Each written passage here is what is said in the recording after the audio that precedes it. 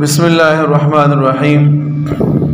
इसको कहते हैं हमारे इस्लाम में सतर औरत।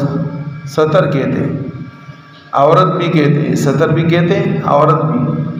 औरत का माना होता है छुपा हुआ, जो छुपे हुई चीज़ होते हैं उसको कहते हैं औरत। सतर भी क्या होता है? सतर भी ऐसा होता है कि इसको छुपाना पड़ता है। तो अगर कोई आदमी इस घुटने से ऊपर के इस हिस्से को ज़ाहिर कर दे तो इसके ज़ाहिर होने की वजह से इसका वज़ू नाक़िज़ होगा, टूटेगा या नहीं टूटेगा? वज़ू तो नहीं टूटेगा, लेकिन ऐसा नहीं करना चाहिए। अलबत्ता नमाज के अंदर इसकी वजह से फसाद आएगा और नमाज टूट जाएगी, लेकिन वज़ू नहीं टूटेगा।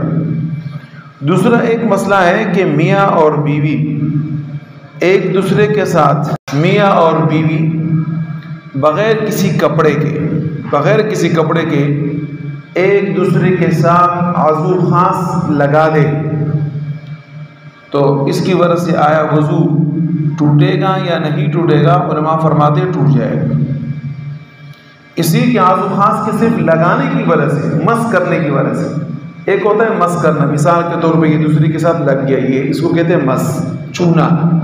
ये जो ऐसे बग़ैर किसी रुकावट के, बग़ैर किसी कपड़े के अगर ये दोनों शर्मगाहें एक साथ लग गई, वज़ू नाक़िज़ हो जाएगा, वज़ू टूट जाएगा।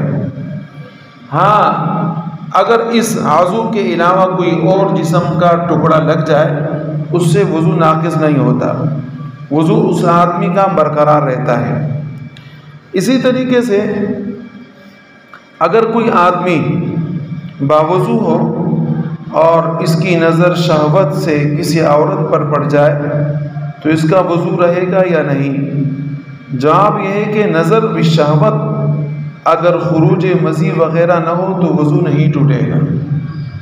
शहवत उसको कहते हैं कि किसी आदमी को कोई चाहत हो, तो चाहत को कहते हैं शहवत, यानी कोई लड़की, कोई औरत किसी को अच्छी लगे और ये कि उसका मर्द का ख्याल कहीं और चला जाए और उस ख्याल से ये मर्द किसी औरत को देंगे तो आया इससे वज़ू नाक़िज़ होगा, टूटेगा या नहीं टूटेगा? तो उलमा फरमाते हैं कि वज़ू नहीं टूटेगा सिर्फ देखने से।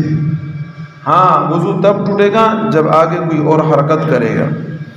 इसी तरीके से अगर कोई आदमी है और उसने अपने पाँव के ऊपर मरहम लगाया, पाँव पड़ गया, जैसे कि पाँव के पिछले वाले एड़ी का हिस्सा पड़ जाता है, उसके ऊपर मरहम लगाया, मरहम के बाद अगर ये आदमी वज़ू करता है तो इसका वज़ू होगा या नहीं होगा?